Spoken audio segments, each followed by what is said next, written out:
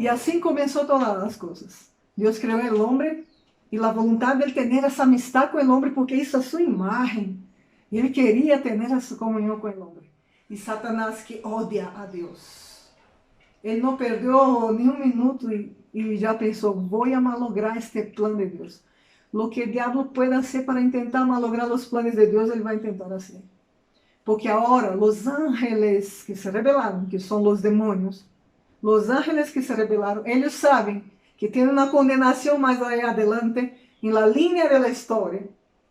Hay un futuro en que ellos serán condenados. Y ellos no pueden más volver atrás. Ellos no pueden arrepentirse de sus pecados, de sus errores. Ellos no pueden.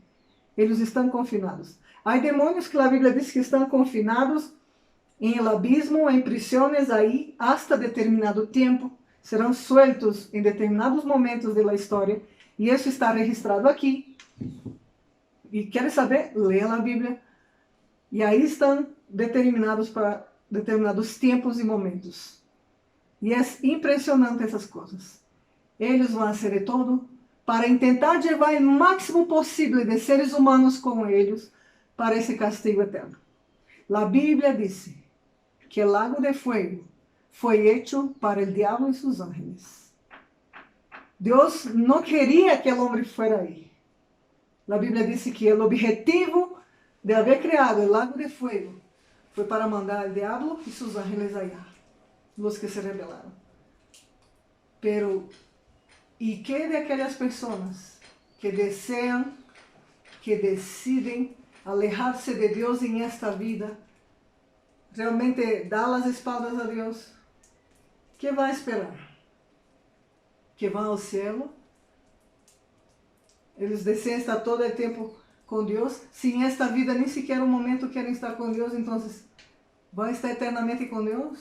Por supuesto que no. Y acaban que esas personas también son condenadas a ese lugar. Y el diablo hará de todo para tentar desviarte del camino correcto, de la verdad. La Biblia dice que la verdad puede libertar. Así que toda mentira que tú creas, también te va a atar, te va a esclavizar. Y te puede llevar a un lugar que tú no vas a querer ir. Esa es la realidad. Mira, nosotros, el problema de la humanidad, el principal problema de la humanidad no es la economía. El principal problema de la humanidad no es la política o esas cosas. Ese no es el principal problema de la humanidad. Pensamos que estamos así por eso. No, es el pecado. Es el pecado que entró en el mundo. La Biblia dice que Adán y Eva pecaron. Satanás hizo su cabeza, porque es su trabajo. Ele hizo su cabeza y ellos fueron engañados y aceptaron ese engaño. Y la Biblia dice que ahí entra el pecado en el mundo. Y así que el pecado pasó a toda la humanidad. Y todas las personas nacen con una naturaleza pecaminosa. Entonces nacemos con esto. Nacemos con esa naturaleza pecaminosa.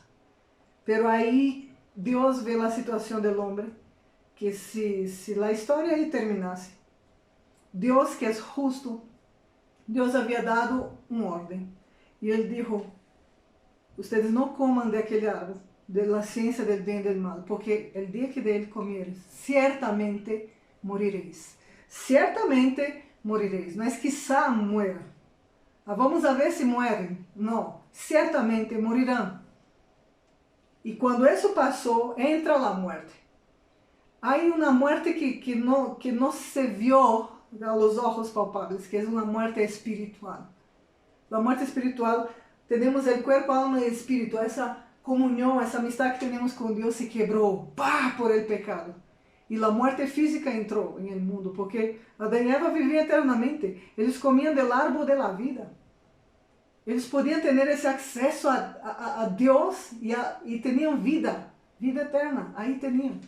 Pero cuando quebró eso, entonces Dios también dijo, corta el acceso al árbol de la vida, ellos no pueden estar en pecado y tener vida eterna, es imposible, porque hay una orden. Si ustedes pecan, ciertamente morirán. Y ahí entra el pecado en el mundo. Pero ahí, imagínate que todo termina ahí.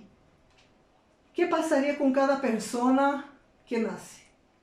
qual seria su destino eterno? A ver, Moisés, que parece? Se não há mais salida, todo mundo pecou, não há nenhuma salida, não há como nos salvar-se, e aí, que passaria com cada pessoa que nasce? Iria? Al infierno no habría esperanza de salvación, iríamos toda a la condenación por nuestros actos. Cada pessoa que nasceria iria acabar morrendo. Muriendo, yendo. E eternamente. E eternamente morrendo. Então se imagina, essa era a nossa condição ao princípio. Assim estava. Pero Deus, quando Ele criou o mundo, Ele já sabia, Ele já tinha em mente um plano, porque Ele iria dar libertar a ti e a mim. Deus dá libertar. E esse é o lindo de Deus. Ele faz uma criação que dá libertar de adorar a Ele, de mostrar seu amor voluntário. E isso é lindo de Deus. E o homem decidiu pecar e falhou. Então, em esse processo, Deus vê que o homem não pode mais salvar-se.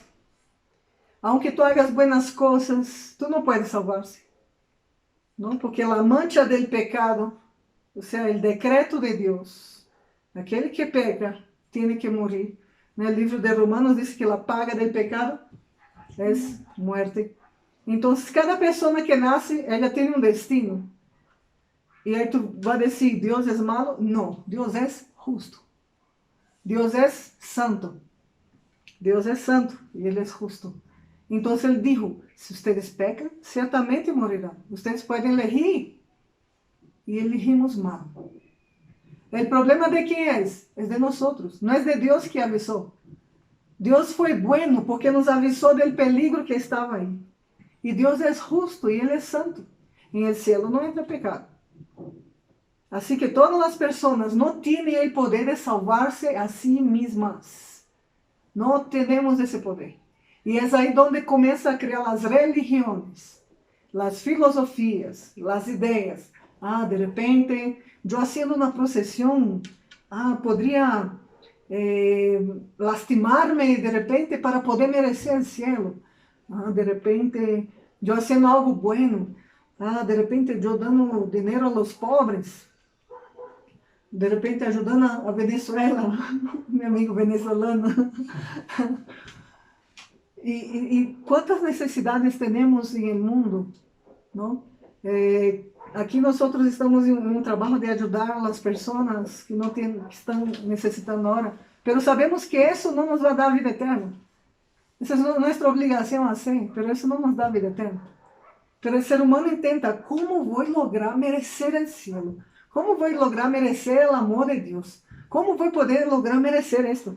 E não podemos, porque já estamos manchados por el pecado. E nossa condena é ir ao inferno, porque Deus é justo e Deus é santo.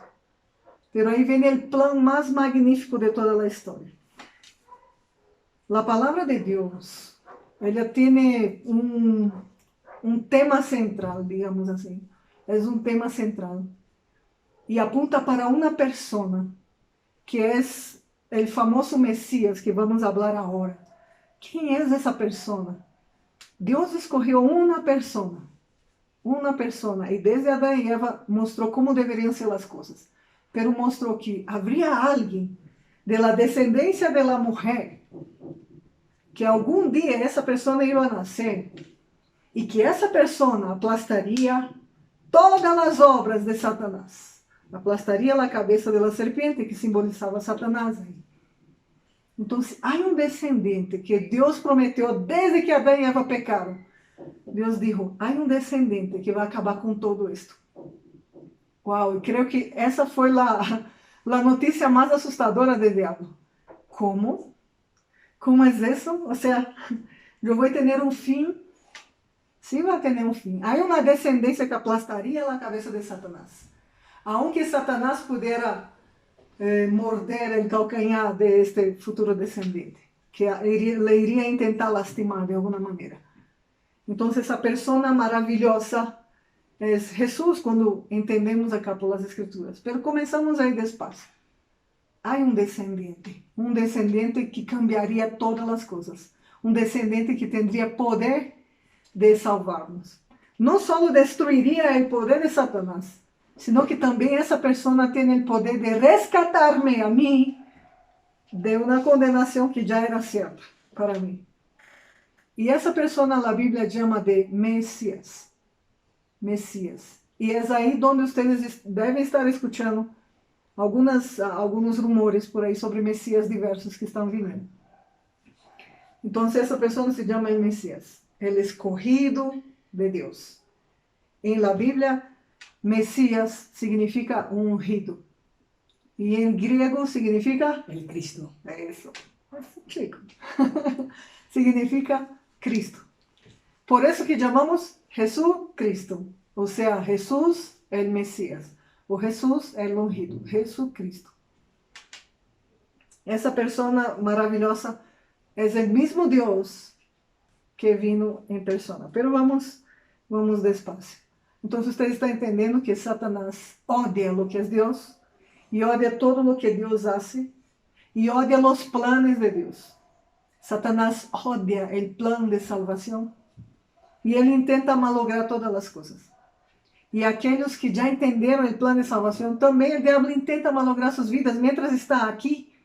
También el diablo intenta malograr sus vidas como sea, intentando alejarlos de Dios o evitando que lean la Biblia, o haciendo difícil que un tiempo puedan orar y conversar con Dios, haciendo escuchar de repente una teoría por aquí, otra allí, intentando traer confusión. O sea, el mundo está en un caos, hay un plan perverso de querernos alejar de Dios siempre. Ya, pero Dios eligió ese plan maravilloso para salvar y rescatar el hombre. Más bien no vamos a ser condenados para siempre por causa de este plan de Dios. No fue tuyo, no fue mío y no fue de ninguna religión. Ese plan vino de Dios. Entonces Dios enseñó a Adán y Eva que algo iba a pasar.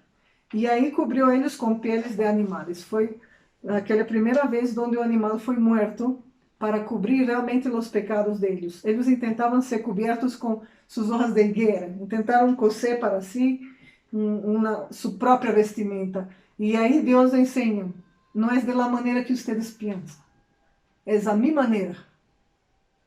Eu sei que há muitas pessoas que agora podem dizer, pero eu creio a Deus a minha maneira. Pero agora você está entendendo que não devemos creer a Deus a nossa maneira, temos que creer a Deus a la maneira de Deus. E Deus quer fazer as coisas a sua maneira. Se tu vas a uma festa de bodas hoje, aí sabe que quero entrar em essa festa a minha maneira. Eu vou pôr qualquer roupa e essa roupa aqui me gusta. Vou entrar já. Pero se não é uma festa de bodas, não te vai deixar entrar. Não entras. Tem que ser toda a maneira de Deus. Se aqui as coisas humanas, temos que fazer as coisas humanas da maneira humana para ser aceptados em determinadas situações, quanto mais a maneira de Deus. Para eu ir a um banco, não posso entrar de gorra, eu não posso entrar de anteojos escuros, eu não posso entrar de bermuda, não posso entrar de sandália em alguns. Então, se um banco tem restrições como entrar, quanto mais em el reino de los cielos. As coisas têm que ser a maneira de Deus. E onde está isso? Acá. A cada rato vou tentar fazer acordar que está aqui. Está aqui a maneira. Então, essa pessoa, o Messias, o escolhido de Deus, o ungido, está aí. Miren que coisa mais maravilhosa Deus hizo aqui. Vou fazer uma ilustração. A ver, Moisés, me ajuda aí. Podem ver? Sim, como está aí a informação? Bem? Yeah. Digamos que essa é a linha do tempo da humanidade. E esta palavra maravilhosa, bendita, sempre, Deus escolheu homens e inspirou os homens, porque qual foi a mente que planeou toda essa coisa maravilhosa de resgatar o homem da condenação? Foi a mente de Deus. Pero aí Deus escolhe uma pessoa diferente de outra, não? E a Bíblia diz que foram 40 homens diferentes, de tempos diferentes, em meio da história da humanidade, Hay hombres de 1500 años antes de que Cristo, de que Jesús pudiera nacer. Hay personas de esa fecha. Hay personas de 1000 años atrás, antes de Jesús nacer. Hay otros de 700 años atrás, de 500 años, de 400 años. Y no tenía idea cómo sería eso. Y ellos también no se conocían. No se conocían. Y ellos también no tenían idea de que hoy pudiéramos tener la Biblia. Entonces, ellos estaban en épocas totalmente diferentes, personas muy diferentes. ¿Ya? Digamos, cada uno de ellos era una persona, más gordita, más redondita, pero ya, ahí están. Cada uno diferente, con sus características. Y Dios es tan bueno que Ele usó cada uno en sus propias características. Inspiró a estos hombres para escribir el plan que Él tenía en mente.